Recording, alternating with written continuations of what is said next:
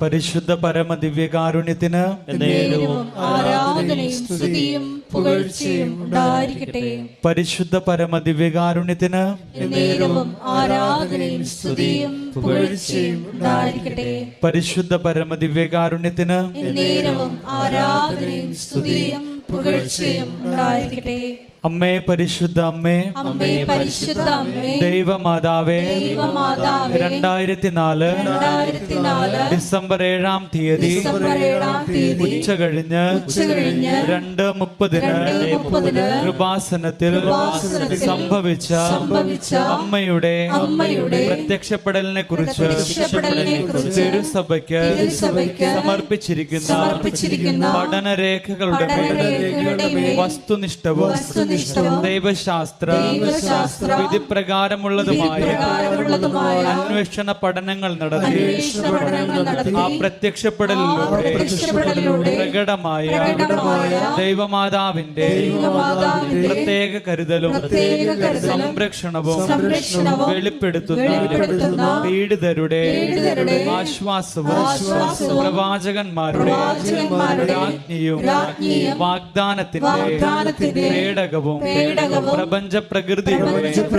മാതാവുമായ പരിശുദ്ധ അമ്മയുടെ ഭക്തി തിരുസഭയിൽ കൂടുതൽ പ്രചരിച്ച് ജീവിതത്തിന്റെ ദുരിത ദുരന്ത അവസ്ഥകളിൽ അകപ്പെട്ട് കഴിയുന്ന അനേകായിരം മക്കൾ ദൈവത്തിന്റെ സാന്നിധ്യവും സന്ധിപ്പും കൂടുതൽ അനുഭവിക്കുക വഴി ആത്മീയ വിശുദ്ധി ദൈവശക്തി കൈവരിക്കുവാൻ ഞങ്ങളുടെ കുടുംബങ്ങളെ ഇടയാക്കണമേ. നമുക്ക് സ്തുതിച്ച് പ്രാർത്ഥിക്കാം. ഹല്ലേലൂയ, ഹല്ലേലൂയ, നിന്റെ നാമത്തിന് സ്തുതിയും പുകഴ്ചയും ഉണ്ടാകട്ടെ. ഹല്ലേലൂയ, ആരാധന,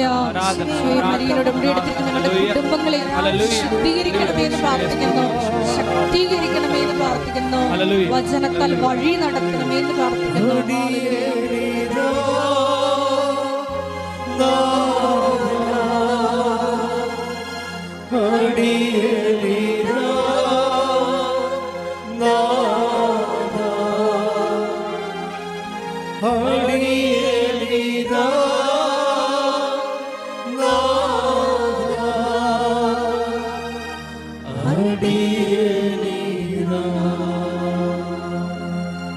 പരിശുദ്ധ പരമ ദിവ്യകാരുണ്യത്തിന് ആരാധനയും സ്തുതിയും പുകഴ്ചയും ഉണ്ടായിരിക്കട്ടെ. പരിശുദ്ധ പരമ ദിവ്യകാരുണ്യത്തിന് ആരാധനയും സ്തുതിയും പുകഴ്ചയും ഉണ്ടായിരിക്കട്ടെ.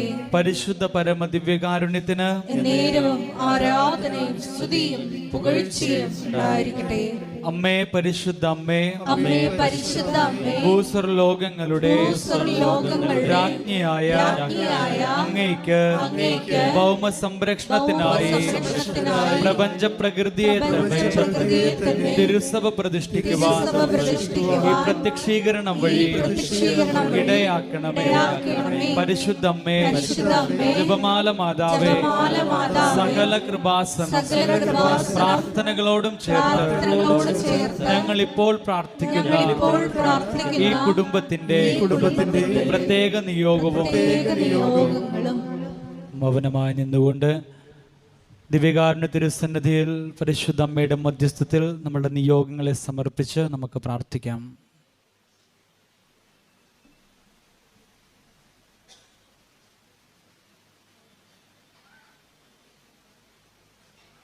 അമ്മയുടെ പ്രത്യക്ഷീകരണത്തിന്റെ ഈ അനുഗ്രഹവേളയിൽ ഞങ്ങൾക്ക് സാധിച്ചു തരുവാൻ കനിയണമേ.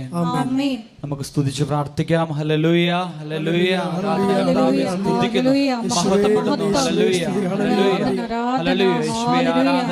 നിയോഗങ്ങളെ സമർപ്പിച്ച് പ്രാർത്ഥിക്കുന്നു.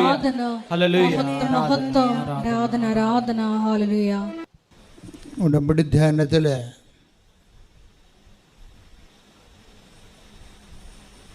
നമ്മളെപ്പോഴും ചെയ്യുന്നത് 1-2 കേസ് ഹിസ്റ്ററി എടുത്തിട്ട് അത് അനലൈസ് ചെയ്യാം.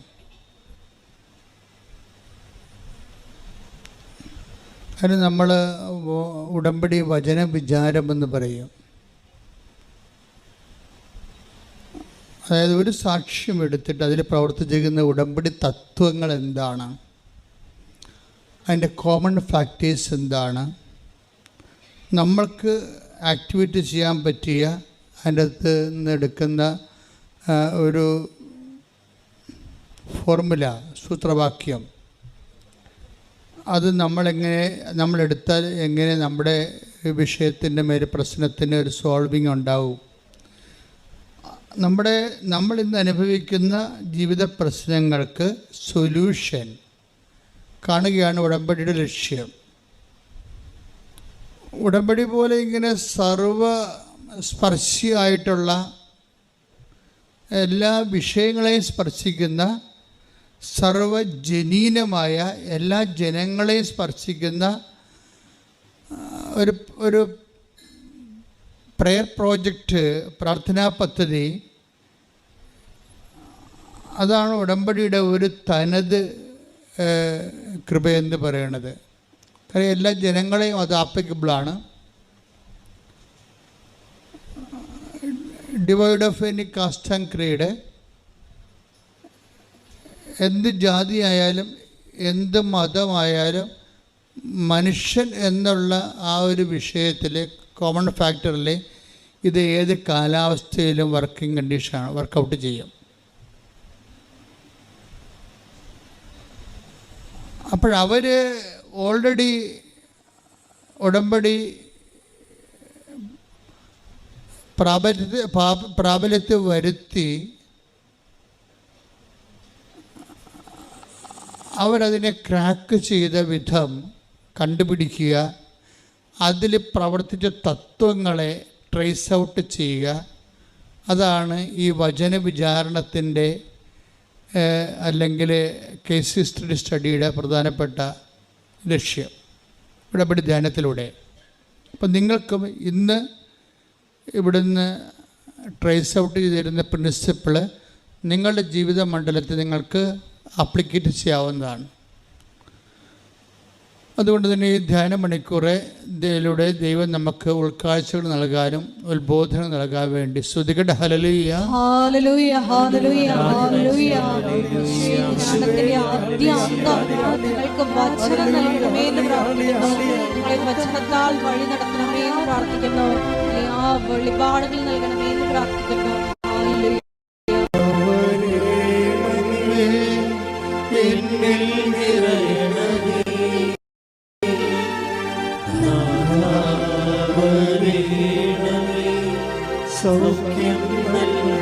ഒരുമിച്ച് പാടുക സന്തോഷത്തോടെ.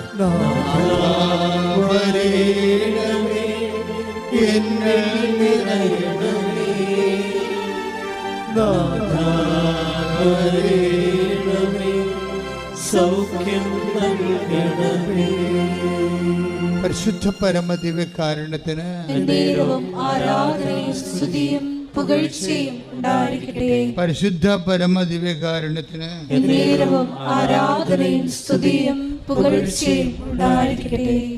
ഏതാണ്ട് ഒരേ പ്രിൻസിപ്പിൾ വർക്കൗട്ട് ചെയ്തിട്ടുള്ള രണ്ട് സാക്ഷ്യങ്ങളെ നിങ്ങളുടെ ശ്രദ്ധയിൽപ്പെടുത്തുന്നതാണ്. ഒന്നാമത്തെ സാക്ഷ്യം അലീഷ വർഗീസിൻ്റെ സാക്ഷ്യമാണ്. അതിൻ്റെ ഒപ്പം പഠിക്കാവുന്ന സാക്ഷ്യം മിനി സെലസ്റ്റിൻ ആരുവരെ.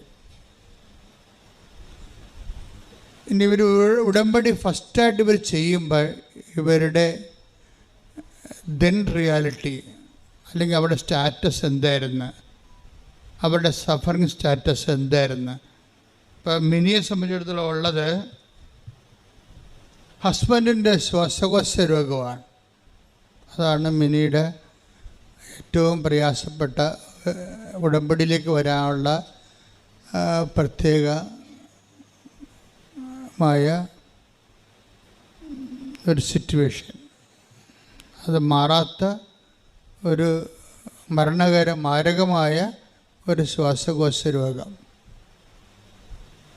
അതാണ് മിനിയെ അലട്ടുന്ന ഒരു പ്രധാനപ്പെട്ട കാര്യം. രണ്ടാമത് മിനിയെ അലട്ടുന്ന രണ്ടാമത്തെ കാര്യം, ഹസ്ബൻഡ് മരിച്ചു പോയാൽ പിന്നെ 2 മക്കളുണ്ട്. അവരുടെ ഭാവി എന്താണെന്നുള്ളതാണ് ഒരമ്മയെന്ന നിലയിൽ രണ്ടാമത്തെ അലട്ടൽ പ്രശ്നം. മൂത്ത മകന് ഓരോരുത്തരും എത്തിയിട്ടില്ല. രണ്ടാമത്തെ മകൻ പഠനത്തിൻ്റെ കാലഘട്ടമാണ്. ഇപ്പം എന്തെങ്കിലും സംഭവിച്ചു പോയാൽ എങ്ങനെ ഈ കുടുംബത്തെ എങ്ങനെ മുന്നോട്ട് കൊണ്ടുപോകാൻ പറ്റും, ഒരു ഐഡിയ ഇല്ല. ആശങ്കയുണ്ട്, പക്ഷെ നിലനിൽപ്പിനുള്ളൊരു ആധാരങ്ങളില്ല. ഇതാണ് ഇവരുടെ ഒരു സിറ്റുവേഷൻ. ഇനി അപ്പം ഒരു 3 ഡീമെറിറ്റ്സ് അവർക്കുള്ളത്. ഇനി നമ്മൾ അലീഷയ്ക്ക് വരുമ്പോൾ അലീഷയുടെ കേസിസ്റ്റ് പറയണത് അവർക്ക് ഇതുപോലെ 3 ഡീമെറിറ്റ്സ് ഉണ്ട്. അവരുടെ ഒന്നാമത്തെ ഡീമെറിറ്റ്സ്, അവരൊരു സ്റ്റുഡൻ്റാണ്, വിദേശത്ത് ജോലിക്ക് പോകാൻ വേണ്ടി പ്രിപ്പയർ ചെയ്യുന്നൊരു സ്റ്റുഡൻ്റാണ്, ഒരു യുവതിയാണ്. പലരെയും പോലെ OET ആണ് അവളുടെ ഒരു കടമ്പ എന്ന് പറയുന്നത്, ചാടിക്കടക്കേണ്ട OET ആണ്. പക്ഷേ ഉള്ള പ്രശ്നം അതിനുള്ള പാങ്ങില്ല. OET ഒരു കോളേജ് സ്കൂളിൽ പിള്ളേരെ OET പഠിപ്പിക്കുന്നുണ്ട്. പക്ഷെ അവിടുത്തെ തന്നെ മാനേജർ, ഹെഡ് മിസ്ട്രസ് ഇവരോട് പറഞ്ഞിരിക്കുന്നത്, അലീഷ നിൻ്റെ ലാംഗ്വേജ് വളരെ പുവറാണ്, അതുകൊണ്ട് നീ പരീക്ഷ എഴുതാതിരിക്കുന്നതാണ് നല്ലത്. പരീക്ഷയ്ക്ക് പിള്ളേരെ പഠിപ്പിക്കുന്ന അധ്യാപികയെക്കുറിച്ച് അവരുടെ ഹെഡ് മിസ്ട്രസ് പറയുന്ന കമൻ്റാണ്, നീ OET എഴുതാതിരിക്കുന്നതാണ് നല്ലത്, എന്താ കാര്യം നിന്നില്ല. അപ്പം അതൊക്കെ മനസ്സിലായില്ലേ? 0 ശരിക്കും പറഞ്ഞ സിറ്റുവേഷൻ അതാണ്. രണ്ടാമത്തെ അലീഷയുടെ ഒരു വിഷയം എന്ന് പറയണത്, രണ്ടാമത് അവൾ അനുഭവിക്കുന്ന പ്രശ്നം എന്ന് പറയണത്, അപ്പനും അമ്മയും വയസ്സാണ്. അവൾക്ക് 27 വയസ്സുണ്ട്, അപ്പനും അമ്മയും വയസ്സാണ്. അത് നിസ്സാര കാര്യമല്ലല്ലോ. ഇനി അപ്പനും അമ്മയ്ക്കൊന്ന് ഒരു വരുമാനം ഉണ്ടാക്കി കുടുംബം നോക്കാൻ പറ്റത്തില്ല. അപ്പം കുടുംബം മുഴുവൻ തൻ്റെ മുതുകത്തിരിക്കുകയാണ്. അപ്പം നിസ്സാര കാര്യമല്ലത്. അവളുടെ മുതുകത്താണ് ഈ കുടുംബം മുഴുവനും, അപ്പനും അമ്മയും അവരുടെ ചെലവും ഇവളുടെ ഭാവിയും ഇവളുടെ വിവാഹം എല്ലാം ഈ 27 വയസ്സുകാരത്തിന് മുമ്പിലിരിക്കുകയാണ്. അവൾക്ക് മുമ്പിലുള്ള കടമ എങ്ങനെയെങ്കിലും വിദേശത്ത് എത്തിച്ചേർന്ന് കടങ്ങളെ പരിഹരിക്കണം എന്നുള്ളതാണ്. പക്ഷേ അതിന് ഭാഷയില്ലാത്തത് കൊണ്ട് തന്നെ ഈ വിഷയം എടുക്കാനും പറ്റത്തില്ല. പക്ഷേ എടുക്കാതിരിക്കാനും പറ്റത്തില്ല, ജീവിക്കണ്ടേ?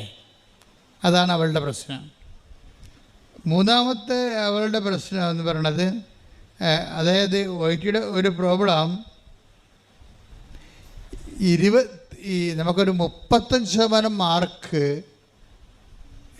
ഇപ്പോൾ 35 പോയിൻ്റ് കിട്ടിയാൽ നമുക്ക് ഒരാളിനെ OETയുടെ എക്സാമിന് ഇരുത്താൻ പറ്റും. പക്ഷേ ഇവൾ പലപ്പോഴും 20 പോയിൻ്റ് ഇവർക്ക് കിട്ടത്തുള്ളൂ. 20 പോയിൻ്റ് കാര്യത്തിൽ മാക്സിമം 25 പോയിൻ്റ് കിട്ടും. അങ്ങനെ ഒരാൾ വെറുതെ കൊണ്ടുപോയി 36,000 രൂപ OETക്ക് വേണ്ടി മുടക്കിയ ആ ഉള്ള കാശും പോകും. അപ്പോൾ ഓരോ മനുഷ്യന്മാർ അനുഭവിക്കുന്ന പ്രശ്നങ്ങൾ നിങ്ങൾ അറിയണം.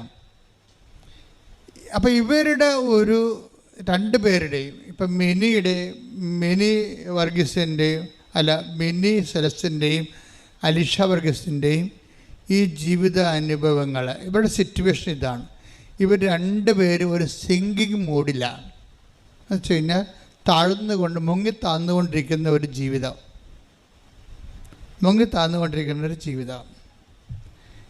ഇവരെ സംബന്ധിച്ചിടത്തോളം അവരുടെ ബന്ധുക്കളോ സ്വന്തപ്പെട്ടവരോ നിലവിൽ ആരും അവരെ സപ്പോർട്ട് ചെയ്യാനില്ല.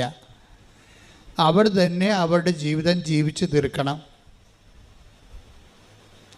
ഈ അവസ്ഥയിലാണ് മെൻറ്റർമാർ വരണത്. കവനൻ്റ് മെൻറ്റർമാർ ഒരു വലിയ ഇവാഞ്ചലിസ്റ്റുകളാണ്. നിങ്ങളെപ്പോഴും ഓർക്കണം, ഇവിടെ നിങ്ങളിരിക്കുമ്പോൾ നിങ്ങളിവിടേക്ക് മാതാവിൻ്റെ തിരുസന്നിധിയെ കൊണ്ടുവന്നിട്ടുള്ള ഒത്തിരി മെൻറ്റർമാരുണ്ട്.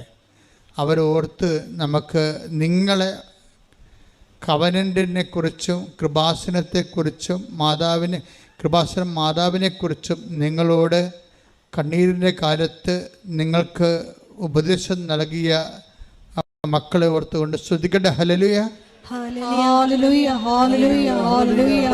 ഈശോയെ ആരാധന, ഹല്ലേലൂയ, ഹല്ലേലൂയ.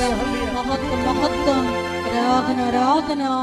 അപ്പം അതിന് അലീഷ ഉടമ്പടിയിലേക്ക് സെറ്റ് ചെയ്യുമ്പോൾ ഞാൻ കഴിഞ്ഞ ആഴ്ച നിങ്ങളോട് പറഞ്ഞു, അവർ പദ്ധതിയിലേക്ക് ക്രമീകരിച്ച് വെക്കുക, സെറ്റ് ചെയ്ത് വെക്കുക.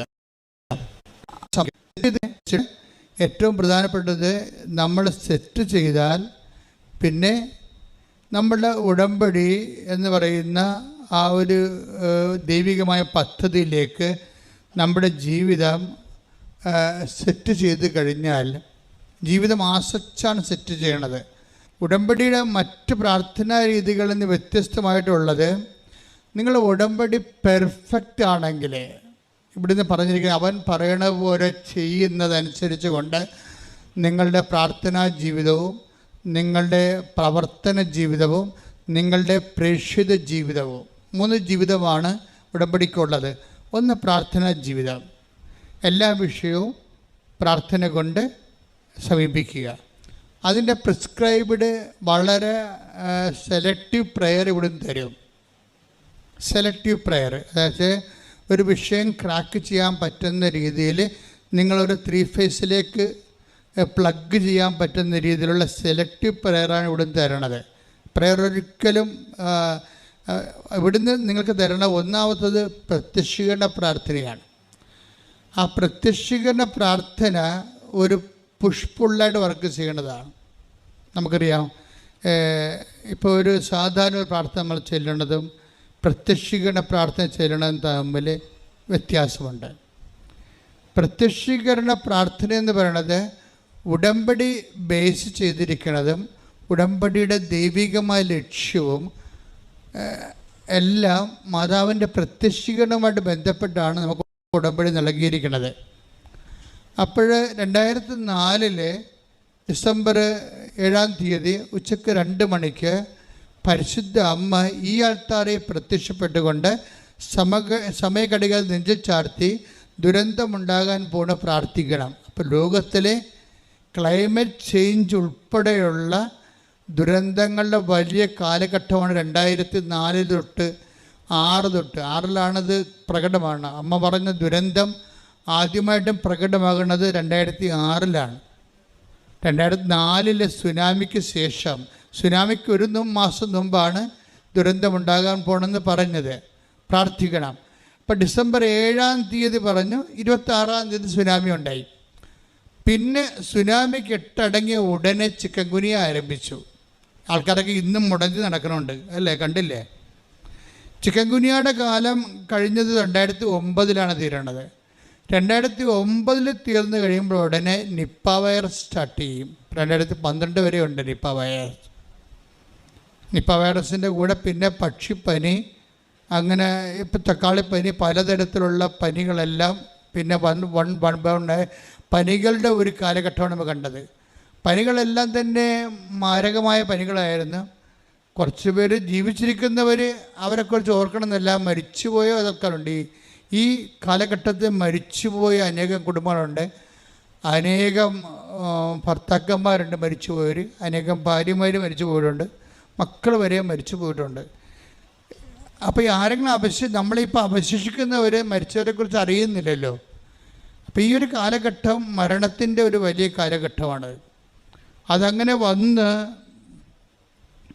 ഒരു 2018 മാറണത്, പ്രളയമായി മാറണത്.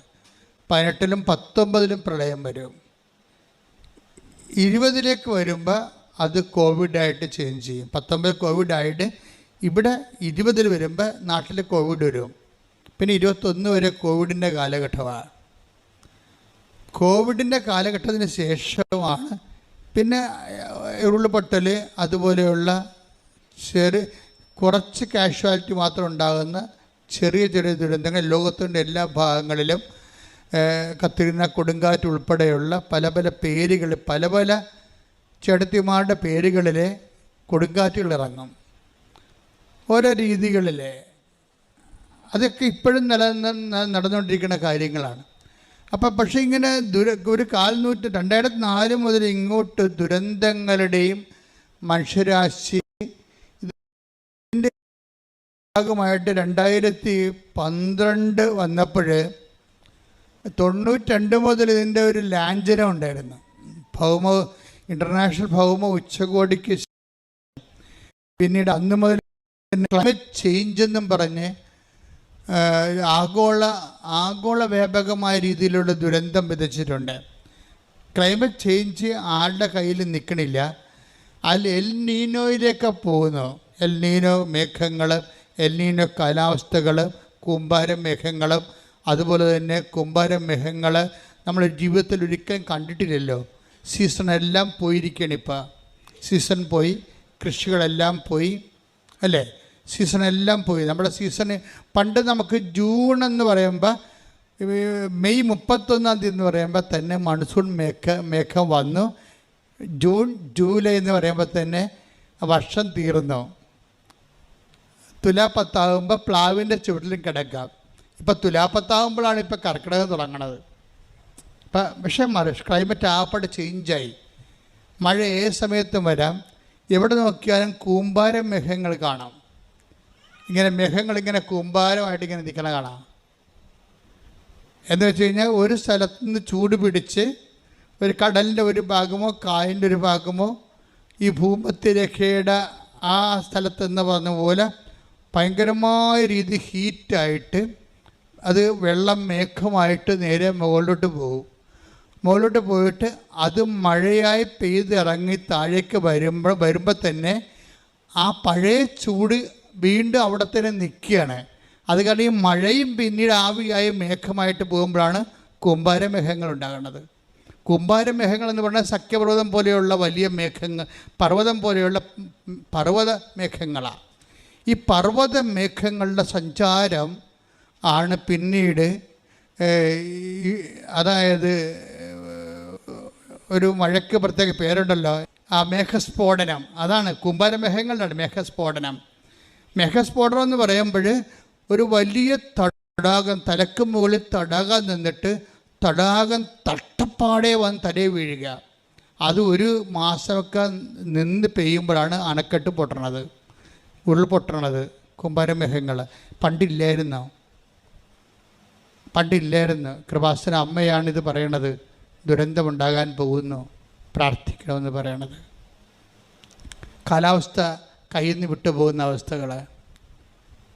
ഏത് സമയത്തും മഴ വരാം. മഴ ഇന്ന സീസണില്ല.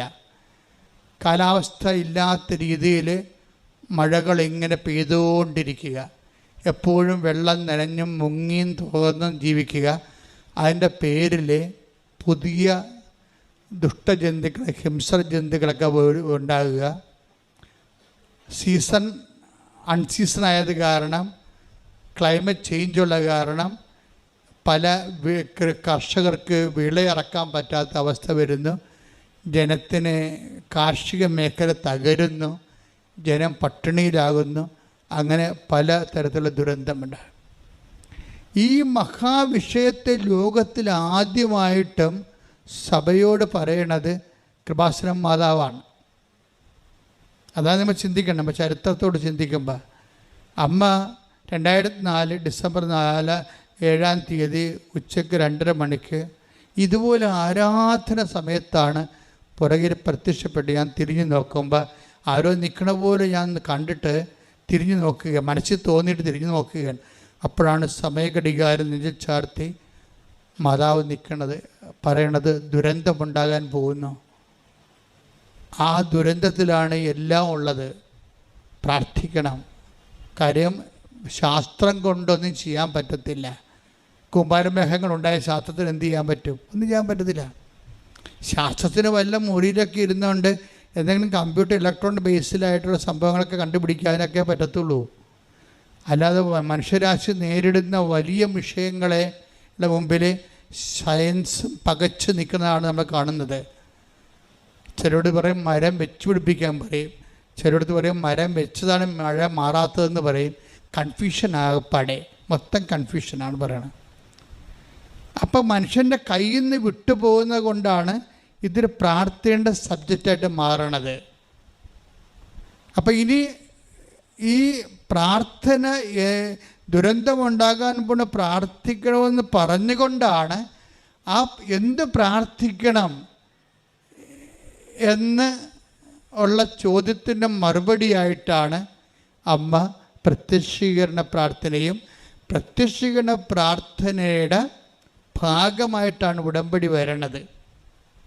ഉടമ്പടിയാകുമ്പോൾ ഉടമ്പടിക്കുള്ള ഏറ്റവും വലിയ ഗുണമെന്ന് പറയണത് ദൈവത്തിന് നമ്മൾ മറ്റെല്ലാ പ്രാർത്ഥനകൾക്കുള്ള പ്രത്യേകത, നമ്മൾ പ്രാർത്ഥിക്കുന്നു, ദൈവം കേട്ടെങ്കിൽ കേട്ട്, കേട്ടില്ലേ കേട്ടില്ല.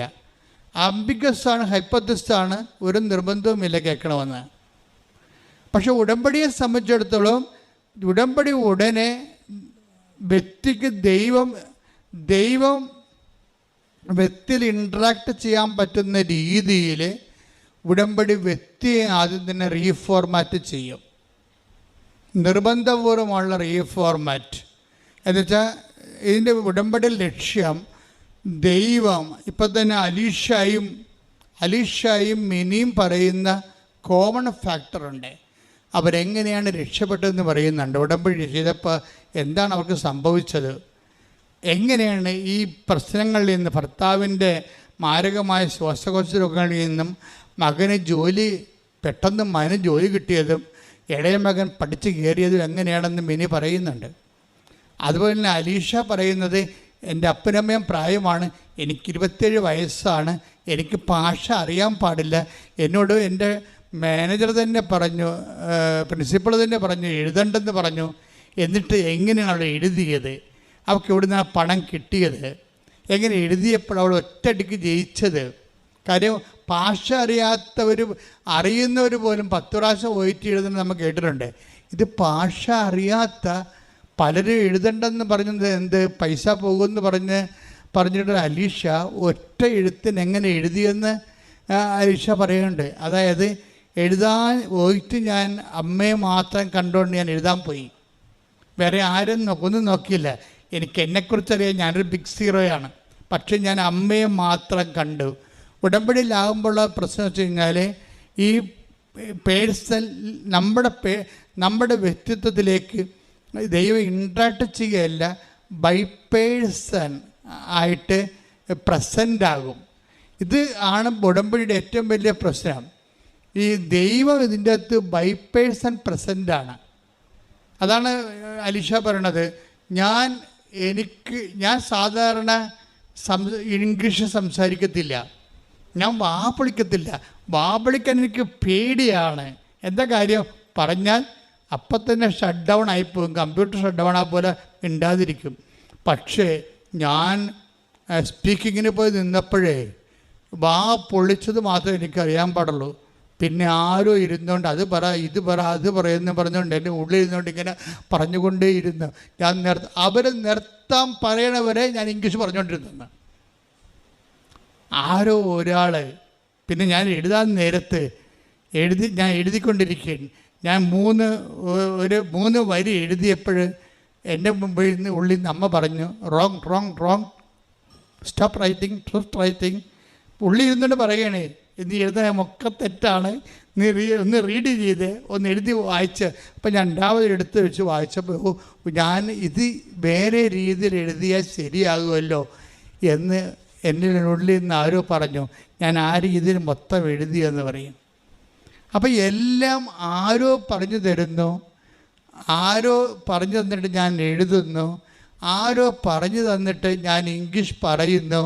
അങ്ങനെ ഒരു പേഴ്സൺ ആയിട്ടുള്ള ഒരു വ്യക്തി ഉടമ്പടിയിലേക്ക് കടന്നു വരികയും ഈ വ്യക്തിയാണ് നിങ്ങൾ ഉടമ്പടിയെ, അതായത് ഉടമ്പടി എടുക്കുന്ന ആൾ എപ്പോഴും ഓർക്കേണ്ട ഇതാണ്, ഉടമ്പടി നിങ്ങളുടെ പെർഫെക്റ്റ് ആണെങ്കിൽ നിങ്ങൾക്ക് പകരമായിട്ട് നിങ്ങളുടെ ഡ്യൂപ്പ് വരും.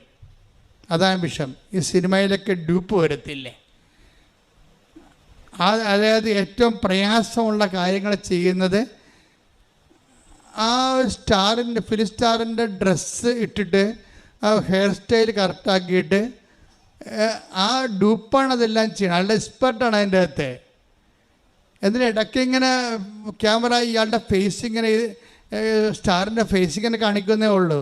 പക്ഷെ അഭ്യാസവും അടിതള പറക്കലും ചവിട്ടലും ഒക്കെ വരെ നടത്തുന്ന എല്ലാം ഡൂപ്പായിരിക്കും, എക്സ്പെർട്ടായിരിക്കും. ഇതുപോലെ ഉടമ്പടിയിൽ ഒരു ഡൂപ്പുണ്ട് എപ്പോഴും. അതെപ്പോഴും നമ്മൾ ശ്രദ്ധിക്കണം. അതാണ് ഇവർ മാത്രമല്ല, സാക്ഷ്യം പെർഫെക്റ്റ് ഉടമ്പടിയിൽ എല്ലാവരും തന്നെ പ്രസൻസ് പറയുന്നുണ്ട്.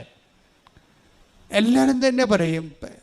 ഒരാളുണ്ടായിരുന്നു ഇപ്പം തന്നെ, നേരത്തെ ഒരു സ്വാതികൃഷ്ണ എന്ന് പറഞ്ഞ സാക്ഷ്യം, ഇന്നലെ സ്വാതികൃഷ്ണയുടെ സാക്ഷ്യം ഉണ്ടായി. സ്വാതികൃഷ്ണ ഇതുപോലെ തന്നെ ഒരു സ്റ്റുഡൻ്റാണ്. സ്വാതികൃഷ്ണയ്ക്ക് ഒത്തിരി സാമ്പത്തിക പ്രോബ്ലമാണ്. വെച്ചാൽ അവൾക്ക് വിദേശത്ത് പോയി പഠിക്കണം, പക്ഷേ സ്ഥലമില്ല. പിന്നെ ഉള്ള സ്ഥലം 3 സെൻറ്റാണ്. അത് വീട് സ്ഥലം കൂടി കൊടുത്താൽ 3 ലക്ഷം രൂപയെ സൊസൈറ്റി ബാങ്കിൽ നിന്ന് കിട്ടത്തുള്ളൂ.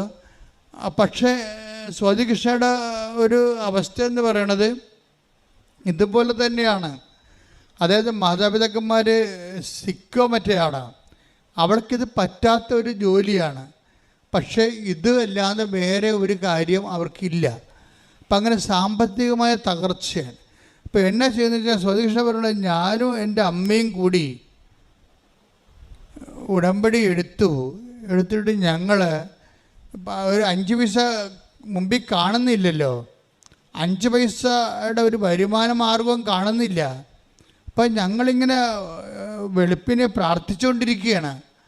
പ്രാർത്ഥിച്ചുകൊണ്ടിരുന്ന സമയത്ത് എനിക്ക് തോന്നി ഒരു മുല്ലപ്പൂവിൻ്റെ സ്മെല്ല് വരുന്ന എൻ്റെ മുറിയിലോട്ട് വരുന്ന. അതാണ് പേഴ്സൺ പറഞ്ഞ കണ്ടില്ലേ. അപ്പോൾ അമ്മയോട് ചോദിച്ചു, അമ്മേ മുല്ലപ്പൂവിൻ്റെ സ്മെല്ല് വരുന്നുണ്ടല്ലോ എന്ന്. അവൾക്ക് അവളുടെ മനസ്സിൽ തോന്നി, നീ വെളുപ്പിനെ അടഞ്ഞു കിടക്കുന്ന വാതിലല്ലേ, വാതിൽ തുറക്കാൻ പറഞ്ഞ്. ഉടനെ സ്വാതി വന്ന് പ്രാർത്ഥനയിൽ വാതിൽ തുറക്കുമ്പോൾ ഈ സ്മെല്ല് വല്ലാണ്ട് അങ്ങോട്ട് മുറിയിലോട്ട് കയറി വരും. അപ്പം അമ്മ കയറി വരണതാണ് അതായത് ഇത് ഇങ്ങനെ അതായത് ഈ പ്രസൻസ് നിങ്ങൾ ഉടമ്പടി ശരിക്കും ഉടമ്പടിയിലാണെങ്കിൽ നിങ്ങൾക്ക് പ്രസൻസ് ഫീൽ ചെയ്യേണ്ടതാണ്. കാര്യം ഉടമ്പടിയുടെ പാക്കേജിലുള്ളതാണ്. എന്താണ് പറഞ്ഞിരിക്കുന്നത്? ഞാൻ എൻ്റെ കൂടാരം നിങ്ങളുടെ ഇടയിൽ സ്ഥാപിക്കും. വാഗ്ദാന പേടകത്തിൻ്റെ ഒക്കെ കോൺസെപ്റ്റ് അതാണ്. വാഗ്ദാന പേടകത്തിൻ്റെ കോൺസെപ്റ്റ് തന്നെ നിങ്ങൾ അവൻ പറയണ പോലെ ചെയ്ത് കഴിയുമ്പോൾ, ദൈവത്തിൻ്റെ വചനം നിങ്ങൾ പാലിച്ച് കഴിയുമ്പോൾ നിങ്ങൾ തന്നെ വാഗ്ദാന പേടകമായിട്ട് കൺവേർട്ട് ചെയ്യും. ആർക്ക് ഓഫ് ദി കവനന്റ്, ദൈവം നിങ്ങളിൽ വസിക്കും. ഈ ദൈവം നിങ്ങളിൽ വസിക്കുന്ന അനുസരിച്ചാണ് ഇതുപോലെ നമ്മൾക്ക് വ്യക്തികളെ കാണാൻ കഴിയണതും, നമ്മൾ തന്നെ ചെല്ലുന്ന ഇടങ്ങളിൽ നമ്മൾക്ക് ഉടനെ സഹായങ്ങൾ ലഭിക്കണതും. ഇങ്ങനെ ഓരോരോ വിഷയങ്ങളും മറ്റ് പ്രാർത്ഥനാ രൂപങ്ങൾക്ക് ഇല്ലാത്ത ഏറ്റവും പ്രധാനപ്പെട്ട ഫീച്ചർ ഈ പ്രസൻസാണ്. പക്ഷെ പ്രസൻസിന് എപ്പോഴും വേണ്ടത്, ഇപ്പോൾ സ്വാതിയുടെ കുറച്ച് ഉടമ്പടി മുന്നോട്ട് പോകുമ്പോൾ സ്വാതിയുടെ അമ്മ പറയും, നിനക്ക് വിസ ഇപ്പോഴും വരണില്ലല്ലോ. വിസ വരുന്നതിന് മുമ്പ് ഒരു സംഭവം ഉണ്ടായിരുന്നു. വിസ വരുന്നതിന് മുമ്പ് സ്വാതി അത് വരാത്ത കാലത്ത് ഇവിടെ വന്ന് ഉടമ്പടി ചെയ്തിട്ടിരുന്ന് പ്രാർത്ഥിക്കുമ്പോൾ സ്വാതിയുടെ പ്രശ്നം പണമാണ്. പണം കിട്ടാനുള്ള മാർഗവും ഇല്ല, അതിനെ ചിന്തിക്കാൻ പോലുള്ള സ്വാതന്ത്ര്യമില്ല. പണത്തെക്കുറിച്ച് നമുക്ക് ഇന്നാൾ തരും ഇന്ന സ്ഥലത്ത് നിന്ന് ചോദിക്കാമെന്നൊക്കെ നമുക്കൊരു ഐഡിയ ഇല്ലേ. പണത്തെക്കുറിച്ച് സ്വാതിയെ സംബന്ധിച്ചിടത്തോളം കിട്ടാനുള്ള ഒരു ആശയം പോലും ഇല്ല. അതാണ് സീറോ മൈനസ് എന്ന് പറയണത്. പിന്നെ ആകെപ്പാടെയുള്ള അവലംബം എന്ന് പറയണത് അമ്മയാണ്. ഉടമ്പടി വഴി അമ്മയുമായിട്ടുള്ള റിലേഷനാണ്. ആ റിലേഷൻ അവൾ മര്യാദയ്ക്ക് കീപ്പ് ചെയ്യുന്നുണ്ട്. അപ്പം അതിങ്ങനെ കീപ്പ് ചെയ്തിട്ട് അവൾ ഒരു നിവൃത്തി ഇല്ലാതെ ഇരിക്കുന്ന സമയത്ത് അവൾ ഇവിടെ വന്നിരുന്നിട്ട് അമ്മയുടെ മുഖത്ത് നോക്കിയിട്ട് ജപമാല ചൊല്ലിക്കൊണ്ടേയിരിക്കുമ്പോൾ അവൾക്ക് വേണ്ടത് ഉടനെ വേണ്ടത് 2 ലക്ഷം രൂപയാണ്. ഉടനെ അവളുടെ മടിയിലോട്ട് നോക്കുമ്പോൾ 2 രൂപയുടെ തുട്ട് കിടക്കും. ആരിട്ടെന്ന് ആർക്കും അറിയത്തില്ല. 2 രൂപയുടെ തുട്ട് മടി കിടക്കും. ഇതൊക്കെ കേൾക്കുമ്പോൾ തന്നെ രസമാണ്. എന്നുവെച്ചാൽ നമ്മൾ പറയുന്നൊരു ആംഗിളിലല്ല ഉടമ്പടി പോണത്. ഇത് ഡയറക്റ്റ് പേഴ്സൺ ടു പേഴ്സൺ ഇൻട്രാക്ഷനാണ്. അപ്പോൾ സ്വാതിക്ക് ഉടനെ മനസ്സിൽ തോന്നും, ഈ 2 രൂപ ആരാകൻ്റെ മടിക്കൊണ്ടൊന്ന് ഇട്ടത്. അപ്പോൾ അവൾ 2 രൂപ എടുത്തിട്ട് ടോസ് ഇടും. ടോസുകൾ എന്താണെന്ന് വെച്ചാൽ, എനിക്കൊരു ഗതിയും പരഗതിയും ഇല്ല, 5 പൈസ കിട്ടാനും തരവില്ല, ആരോട് ചോദിക്കുന്നുള്ളൊരു ഐഡിയയും ഇല്ല, ഞാനിങ്ങനെ ഒരു ബിഗ് സീറോ അല്ലേ, അമ്മേ സത്യം പറ, ഞാൻ പോകുക ഇല്ലയോ എന്നിട്ട് പറഞ്ഞിട്ട് ടോസ് ഇടും. ടോസ് ഇട്ട് കഴിഞ്ഞപ്പോൾ ഉടനെ മാതാവ് നീ പോകുമെന്ന് പറയും. അതാണ് ടോസ് വീഴും. അപ്പോൾ അതും പിടിച്ചുകൊണ്ട് അവളിൽ നിന്ന് ഇറങ്ങിപ്പോകും. ഇറങ്ങിപ്പോയി കഴിയുമ്പോൾ ഉടനെ അവളുടെ ആൻറ്റി വിളിക്കും. ആൻറ്റി വിളിച്ചിട്ട് ഈ 2 ലക്ഷം രൂപ അവൾക്ക് ക്രമീകരിച്ച് കൊടുക്കും. അപ്പം പിന്നെ ഈ പൈസ അവളുടെ കയ്യിൽ നിന്ന് കാണാതെ പോകും. അത് ഇത് ഭയങ്കര രസം. ആ സാക്ഷി ഇന്നാണ് ഇട്ടിരിക്കുന്നത്, നിങ്ങൾ നോക്കിയാൽ മതി. എങ്ങനെയാണ് വളരെ കോൺക്രീറ്റ് ടാൻജിബിളായിട്ട് നമ്മളോട് ദൈവം ഇങ്ങനെ മെറ്റീരിയലായിട്ട് ഇടപെടുന്നത്. ഉടമ്പടിയുടെ ഏറ്റവും വലിയ ഫീച്ചറിലൊന്നാണ് മെറ്റീരിയലായിട്ട് നമ്മളോട് ഇടപെടുന്നത്, മെറ്റീരിയൽ എവിഡൻസോടുകൂടി. അതായത് സ്പിരിച്വൽ എവിഡൻസിൻ്റെ എല്ലാം കഴിഞ്ഞിട്ട് ഒരു ഡയറക്റ്റ് കോണ്ടാക്റ്റ് മെറ്റീരിയൽ എവിഡൻസ് എന്ന രീതിയിലാണ് ഇപ്പോൾ ഉടമ്പടിയിലെ ലാസ്റ്റ് ഭാഗങ്ങളെല്ലാം സഞ്ചരിക്കുന്നത്. ദൈവം നമ്മളുടെ കൂടെ ചെയ്തുകൊണ്ടിരിക്കുന്ന വലിയ കാര്യങ്ങൾ ഓർത്തുകൊണ്ട് സ്തുതിക്കട്ടെ. Hallelujah, hallelujah, hallelujah, hallelujah.